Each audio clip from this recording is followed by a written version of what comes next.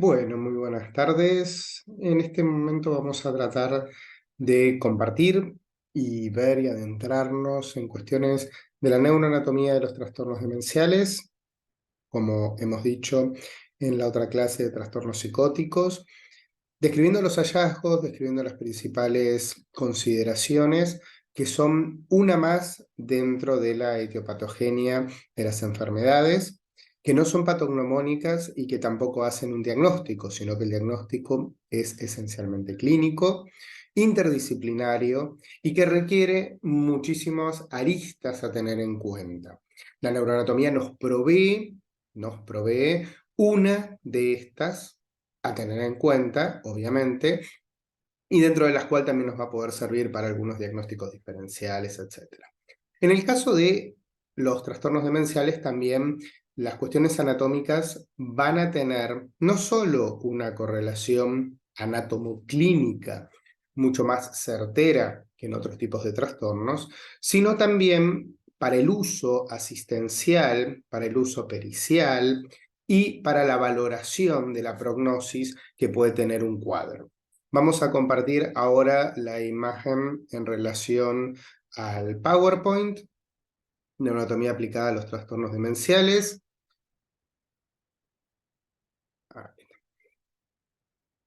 A tener varias cuestiones en consideración. En primer lugar, el envejecimiento normal.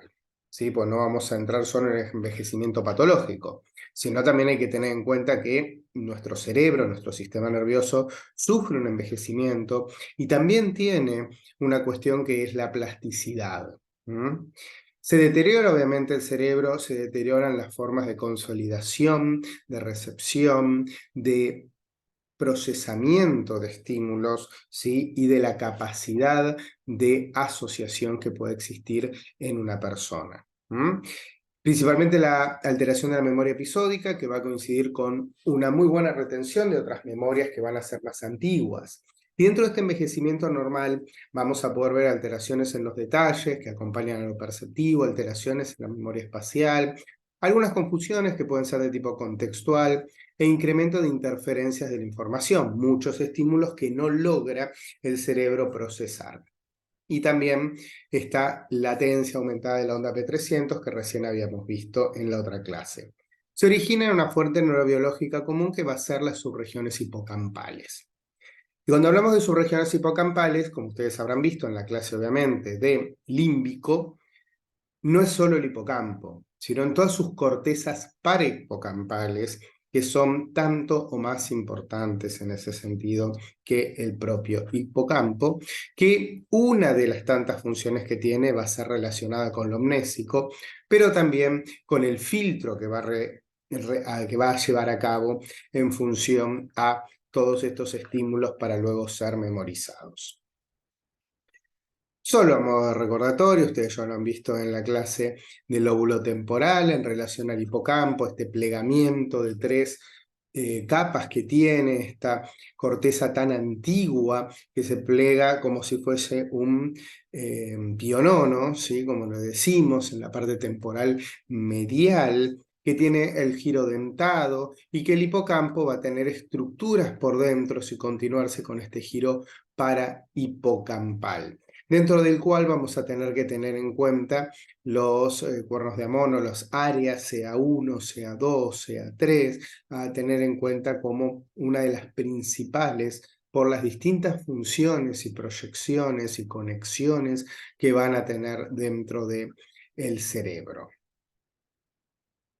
En las imágenes es una de las que más nos ha provisto un conocimiento mayor en relación a los trastornos demenciales, como el conocimiento de la anatomía normal que puede tener el cerebro, ¿sí? Por eso podemos ver no solo la amígdala, la corteza entorrinal, la corteza perirrinal, ¿sí?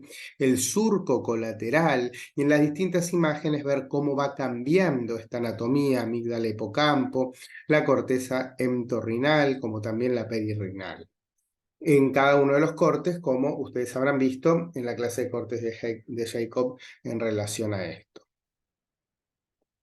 El complejo amígdalo-hipocampal ¿sí? Puede ser medido, puede ser volumétricamente extraído, puede ser comparado. Acá vemos una extracción en la imagen de resonancia magnética del corte coronal, en la cual hemos analizado lo que es la corteza, principalmente la entorrinal. Ahora bien, desde un punto de vista de conexiones, sabemos que desde la corteza entorrinal, mediante la vía perforante, van a llegar muchísimas informaciones, ¿sí? Y que van a luego ingresar en este hipocampo.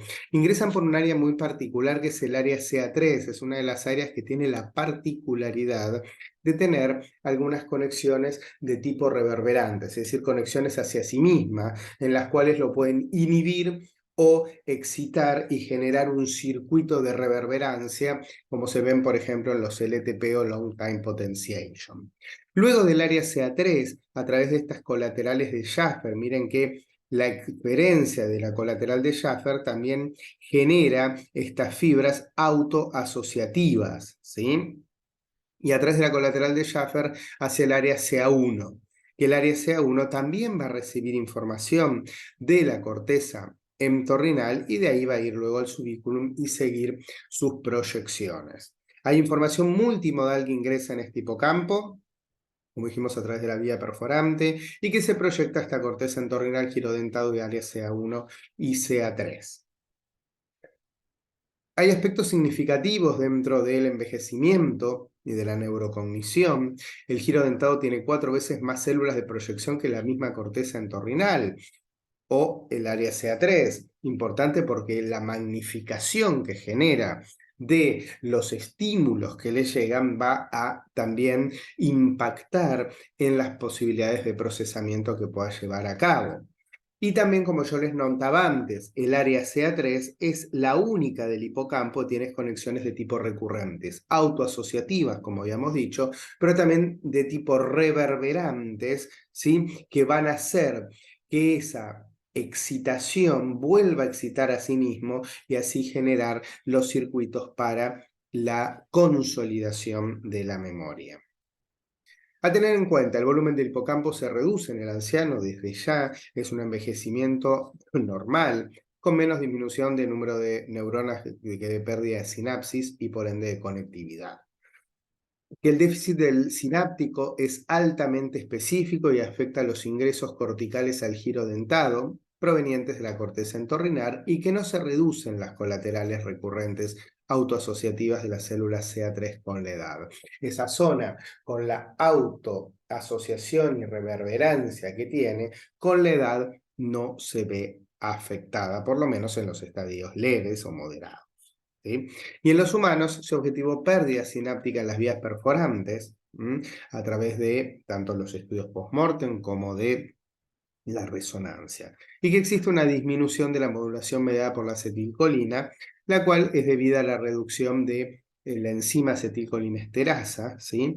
En el septum medial que inerva las 3 regiones del hipocampo, es decir, la afectación que se genera a nivel septal es la que luego va a generar, por esta cuestión de la vía colinérgica, una disminución en relación al impacto sobre las áreas paripocampales, como puede ser la corteza entorrinal, y esto seguidamente genera un impacto negativo sobre la entrada de información al hipocampo, y no solo la entrada de información, la excitabilidad que lleva a cabo, por ejemplo, en el área CA1 directa desde la corteza entorrinal, como vimos. Existe obviamente lo que se va a dar, que va a ser disminución de sinapsis a nivel del giro dentado, ¿sí? De lo que sería la vía perforante, disminución de la enzima de colinacetiltransferasa, disminución de la modulación de las interneuronas inhibitorias, por lo cual si no tenemos inhibición, todo lo que va a ingresar va a generar algo excitatorio y no va a poder discriminar ni hacer un procesamiento acorde. ¿Sí? Disminución de neuronas dopaminérgicas también hay con el envejecimiento. Potenciación a largo plazo en el giro dentado de menor duración, es decir, que va a tener menos tiempo de potenciación, con lo cual va a generar menos circuitos de memoria, hiperpolarización retardada, disminución de receptores AMPA en el CA1. Son todos cambios, ¿sí?, que se van a dar con alteraciones de la memoria dependientes de la edad. pero no existen profundas pérdidas neuronales, es decir, la atrofia no va a ser significativamente mayor, y la extensa pérdida del input colinérgico que proviene de la región temporal mesial, como es el núcleo de Meynert. Hay una neurogénesis en el adulto, y en esta zona en la cual estamos viendo, la neurogénesis es algo muy importante. Ramón y Cajal, en el 1913, decía: una vez que el desarrollo ha concluido, las fuentes de regeneración de los axones y dendritas se agotan irrevocablemente. Preciso es conocer que en los centros adultos, las vías nerviosas de algo fijo, acabado, inmutable. Todo puede morir, nada renacer. Bueno, eso fue en el 1913. Hoy sabemos que eso no es así. No podemos dejar de nombrarlo desde Jacques Cajal, premio Nobel, pero hay cosas que han cambiado, por suerte. Y son los conocimientos que hemos tenido en relación a la neurogénesis. En el 1962, Joseph Altman reporta por primera vez los datos consistentes sobre proliferación celular utilizando una técnica de timina, marcada con hidrógeno 3, y muestra evidencias de proliferación celular tanto en las ratas, incluyendo al neocórtex, al giro dentado y al bulbo olfatorio. Justamente la zona temporal medial del giro dentado y las cortezas parihipocampales son unas en las cuales se da mayor nivel de neurogénesis también en el adulto, la cual obviamente no va a ser igual que a la de la neurogénesis que se va a tener ni intrauterina en los primeros años de vida. Luego en el 77 Kaplan reprodujo estos experimentos con otras técnicas y confirmó los hallazgos. Y en el 83 reprodujo el experimento en monos, mostrando que el cerebro de los primates también existía neurogénesis adulta.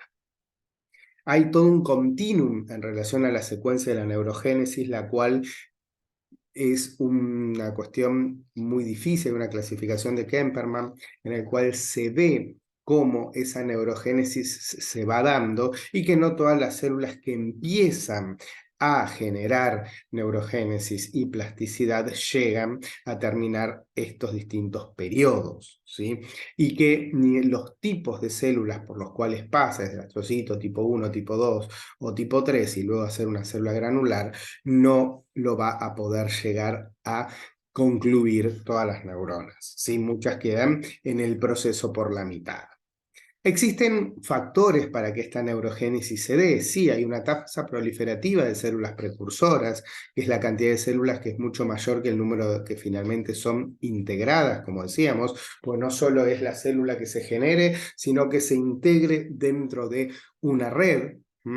Y por apoptosis se va a reducir la sobreproducción, como también una tasa de neuronas inmaduras, las cuales se sustentan en estos mecanismos dependientes de la actividad, son células las cuales le falta todavía para poder integrar la red existente que haya. Hay un mecanismo de selección dentro de estas zonas que se llama el use it or lose it, es decir, usarlo o perderlo, que por eso todo lo que tiene que ver con distintos factores nutricionales, de ejercicio, conductuales, cognitivos, son tan importantes para que en estas zonas, estas distintas células que están en proceso de neurogénesis o que han sido inmaduras puedan lograr lo que les falta para unirse dentro de una red. El aumento de las tareas dependientes de hipocampo o tareas hipocampo dependientes puede producir un aumento en las necesidades de la estructura y de elementos a poder ser incorporados, ¿sí? Por eso se habla de que dentro de la estimulación cognitiva, los altos niveles de actividad hipocampal pueden ayudar a que la neurogénesis adulta se dé de forma efectiva a largo plazo, mejora la flexibilidad de la red para las demandas que pueda tener y supera la degeneración celular. Hay una actividad dependiente del hipocampo que es el mayor regulador positivo de la neurogénesis adulta en esta zona. Pero la edad va a ser un regulador importante, pero negativo, ¿sí? En relación al índice mitótico que haya. Obviamente es indirectamente proporcional. A más edad, lamentablemente, esto se puede dar menos o es más difícil que pueda generarse. ¿Por qué? Porque hay menos células precursoras. Por la transición entre células tipo 1, vieron que habíamos definido, es más difícil que pase de una etapa a la otra y porque la proliferación es menor. Por otro lado, el estrés crónico, como ya habíamos hablado en el caso de los trastornos psicóticos, aumenta las hormonas glucocorticoides, las cuales hemos dicho en la otra clase que uno de los principales lugares con un impacto negativo de los glucocorticoides son justamente las áreas temporales mediales, las cortezas temporales mediales, y un aumento también en la expresión de los receptores a los glucocorticoides dentro de los precursores celulares que dependen de la edad. Por lo cual tenemos muchísimos factores que dificultan que esta neurogénesis se dé. Pero por otro lado, el efecto de la actividad cognitiva en niveles más altos de la plasticidad celular del hipocampo puede favorecer la reserva cognitiva que pudiera a su vez compensar algún grado de pérdida, ¿sí? Ya sea por pérdida normal o por pérdida patológica. Por eso en estos casos se evalúa al paciente y se le indica hacer algún tipo de actividad de tipo cognitiva. Entonces, dentro de los reguladores de la neurogénesis del giro dentado, tenemos como positivo, obviamente, las actividades hipocampo dependientes. Esto es lo principal. La actividad que genere un improvement, se lo llama, dentro del hipocampo. Y como reguladores negativos, lamentablemente, la edad, a mayor edad, va a ser un regulador negativo, la disminución de los factores de crecimiento neurotróficos y el aumento de los glucocorticoides crónicos. En relación a los estudios que reportan una correlación entre la actividad, ¿sí? Esa actividad que se habla dentro del cerebro y un menor riesgo de desarrollar algún tipo de demencia, sugieren algunos que puede ser algo protectivo, obviamente, y hay bases biológicas que hablan sobre la plasticidad inducida por la actividad y la plasticidad inducida por el entrenamiento, justamente, que el aumento de inputs que se generen dentro de esta zona va a ser importante para que aumente las posibilidades de neurogénesis, ¿sí? Y que esto sea en respuesta a los estímulos cognitivos. Es decir, que hay una reserva neurogénica, la cual está en las primeras fases y puede generar algún tipo de cambio para que esto aumente las posibilidades de las redes que existen dentro, obviamente, del temporal medial. También siempre recordar, como dijimos antes, de la edad, que disminuye la neurogénesis adulta en el giro dentado, que disminuye la plasticidad sináptica, ¿sí? Y que hay una correlación entre la complejidad del entorno en que un animal está expuesto y el número de nuevas neuronas que se incorporan a la red del giro dentado. Por lo cual los ambientes enriquecidos son especialmente importantes para que estas conexiones y nuevas redes se puedan dar. Desde ya que hay un proceso de maduración en el cual las neuronas jóvenes cambian de propiedades, descienden la excitabilidad y pueden tener mayor capacidad de generar estos LTP, los Long Time Potentiation, dentro de las distintas zonas del cerebro, ¿sí? Y que existen también algunos tipos de neurotransmisores que están relacionados, ¿sí? a estas cuestiones de la membrana, como puede ser el receptor que libera justamente GABA. Entonces, en resumen, la actividad puede modificar la reserva neuronal por dos vías diferentes, no excluyentes, y facilitar la producción cognitiva, la vía directa que recluta células proliferativas de fase intermedia y la indirecta que disminuye la relación de lo que sería el beta-amiloide y favorece la red. Tiene una regulación positiva que permite una mejora en la capacidad del hipocampo de amortiguar daños estructurales y mantener el nivel funcional, y esto explica esta disociación clínico-patológica que hay. Nosotros vemos muchísimo cerebros los cuales pueden estar patológicamente muy afectados, con muchas zonas atróficas, pero que clínicamente no tienen ese nivel de alteración que sí muestra la imagen estructural. Hay una disociación clínico-patológica o clínico-imagenológica en estos casos. Por eso siempre enfatizamos de que estos son todos hallazgos que se han replicado, pero que no hacen diagnóstico. La clínica en ese sentido es soberana. La mayor reserva neuronal no va acompañada de reducción de beta-amiloide. y que el daño estructural producto de depósitos de beta-amiloide puede disminuir el número de elementos, de conexiones en la red, haciendo menos plástico, ¿sí? A nivel funcional, y que la respuesta del hipocampo esté alterada. Y el cerebro posee la capacidad de reclutar redes neuronales de tipo compensatorias. Sabemos desde el principio, y esto lo hablamos cuando vimos la clase de los paradigmas dentro de la neuroanatomía y la neurociencia, en los cuales justamente el cerebro no es A entonces B, una zona entonces tal función. Son redes que se dan, que hay algunas zonas más importantes o por lo menos determinantes que otras, o dominantes, o que están las funciones lateralizadas, pero que son redes las cuales tienen mecanismos de compensación. Recordando desde el punto de vista anatómico, ¿sí? Esta inervación a nivel que dijimos hoy de colinérgica, dónde estaba el núcleo basal de Meiner, este núcleo como si fuera un productor de acetilcolina, el cual hace el impacto sobre las cortezas parahipocampales, y de las cortezas parahipocampales, principalmente la corteza entorrinal, luego genera la excitabilidad de los inputs sobre el hipocampo, ¿sí? Y también los núcleos septales.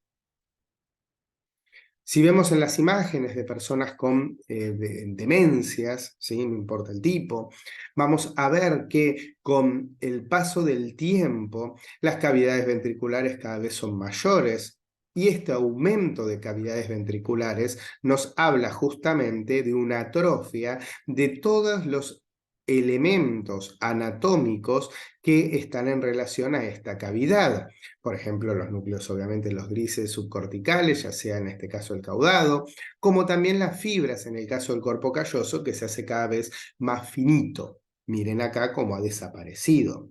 No obstante de esto, en lo que van a ser las astas esfenoidales del ventrículo lateral, miren en este caso cómo está totalmente agrandada y en el grado moderado, en el cual el hipocampo, que está en íntima relación con su fímbria al asta esfenoidal, genera una atrofia de las estructuras temporales mediales.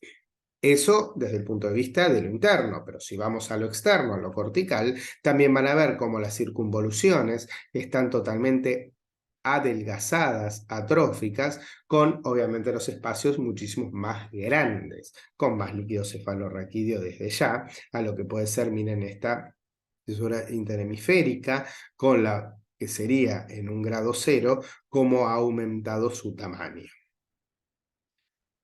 Otra de las imágenes en las cuales vamos a poder divisar no solo desde la parte externa las circunvoluciones, como están totalmente atróficas y con pérdida de su morfología, lo que justamente sería el cuerpo calloso o fibras comisurales totalmente disminuidas, y ni qué decir los ventrículos como están totalmente agrandados, con pérdida de los núcleos que estaban en relación, los núcleos grises subcorticales que estaban en relación.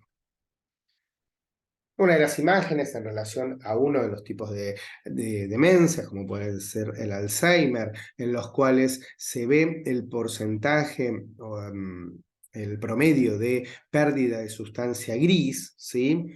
Y en las distintas zonas del cerebro, anterior, posterior, superior, inferior, en las cuales hay en distintas partes de la corteza una afectación con pérdida de la sustancia gris. Hay otro de los casos, por ejemplo, de lo que tiene que ver con la demencia vascular, en los cuales también vemos ese deterioro cognitivo que lleva a la demencia, y hay distintas nomenclaturas que se han dado. Pueden coexistir lo que es la demencia vascular con algún tipo de demencia degenerativa, por ejemplo el Alzheimer, y hablar de esta demencia mixta.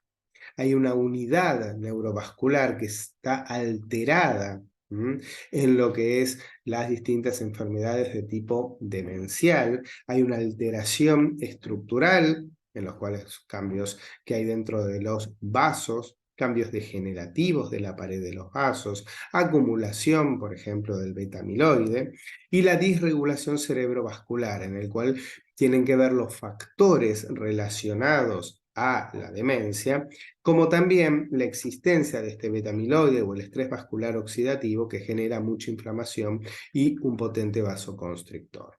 Esto afecta el equilibrio homeostático y genera disfunción neuronal con deterioro cognitivo. Ahora bien, hay una interacción entre la isquemia que se pueda generar y la neurodegeneración. El daño vascular puede promover estos cambios neurodegenerativos y viceversa. Sí, obviamente, como hemos visto y como hemos dicho, hay cambios neurodegenerativos y de acumulación de sustancias, los cuales pueden generar mayor alteración a nivel vascular, como también el hipoflujo y la alteración de flujo sanguíneo va a generar la alteración a nivel de tipo primaria, como va a ser la de la demencia degenerativa. Y eso va a llevar a la atrofia y eso va a llevar al cambio a nivel anatómico que observamos en los distintos cerebros. Existe evidencia de que la isquemia promueve la acumulación de beta-amiloide. Las lesiones isquémicas empeoran en ese sentido los cuadros de demencia y la presencia de lesiones isquémicas aceleran el tiempo de progresión del deterioro cognitivo. La coexistencia de enfermedad vascular o la aparición de lesiones puede acortar el estadio preclínico de una demencia y además acelerar su progreso.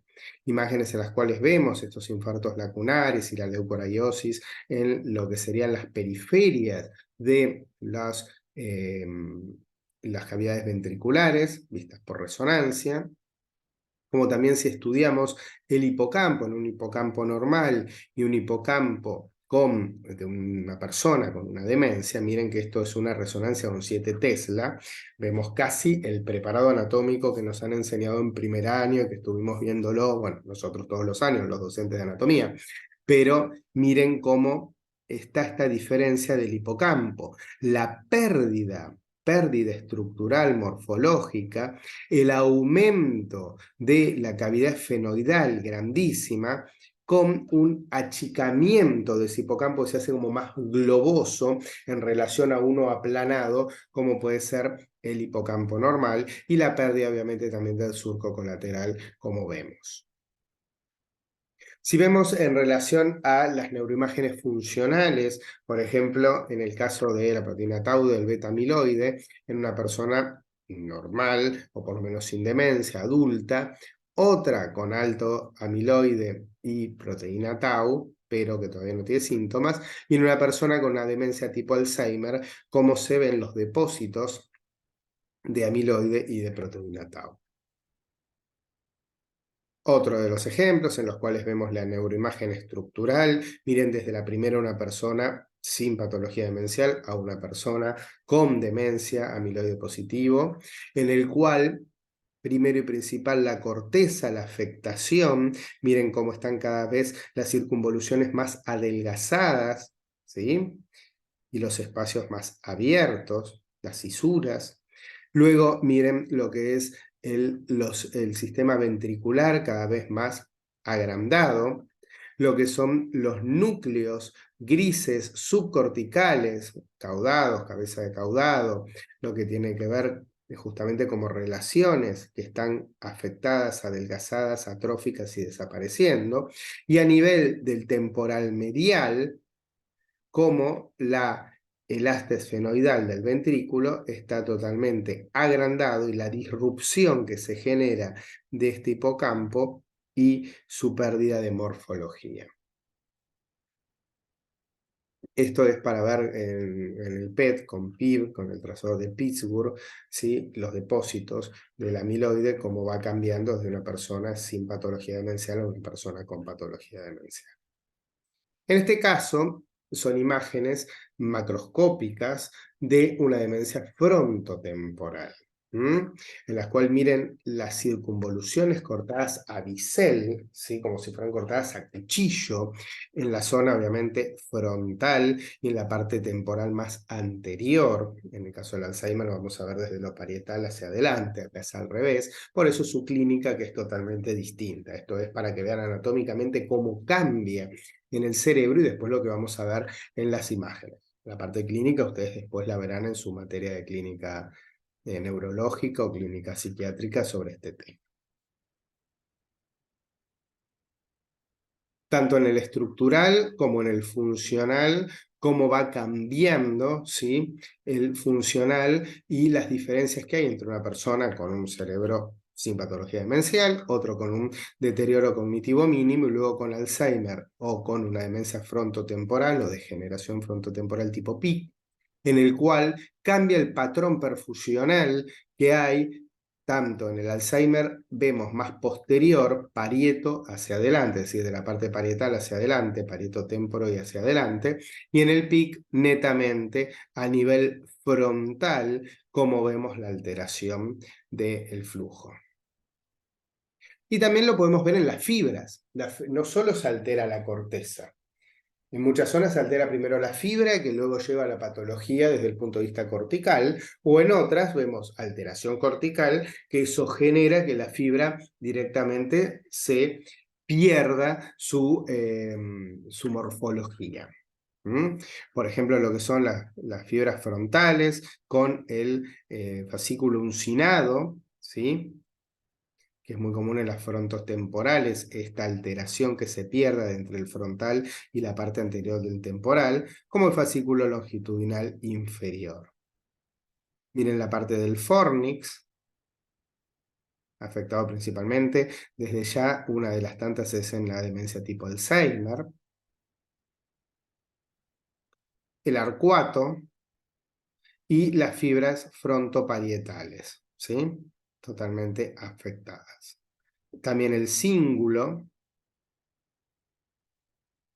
que tiene eso, tanto a nivel anterior como posterior, la afectación dentro de la demencia tipo Alzheimer como en otros cuadros, sin caer en lo que tiene que ver con lo clínico, pero para darse cuenta cuáles son las estructuras que nosotros tomamos en cuenta o que miramos, investigamos, y por qué la importancia, cuando vieron ustedes la clase de fibras, esas fibras que uno tiene que a veces entender dónde quedan para luego aplicarlas en distintas patologías.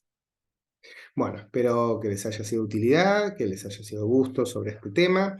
Vuelvo a recalcar, igual que hice en la otra clase, las cuestiones relativas a la neuroanatomía aplicada es lo que nosotros buscamos es el conocimiento y el hallazgo desde el punto de vista neuroanatómico. No es lo etiopatogénico, ni nunca vamos a hacer un diagnóstico, no se debe, no es lo correcto, con hallazgos anatómicos. Simplemente es un factor más a tener en cuenta dentro de un cortejo de factores que uno tiene que tener para la construcción diagnóstica de un cuadro. Sabiendo que siempre la clínica es soberana, que siempre la entrevista con el paciente nos va a dar el 80% de las cosas, y en estas cuestiones complementarias uno las va a poder pedir o para diagnósticos diferenciales o mismo desde el punto de vista de la investigación. Bueno, muchísimas gracias, espero que les haya sido de utilidad y después nos veremos en otro de los encuentros. Saludos.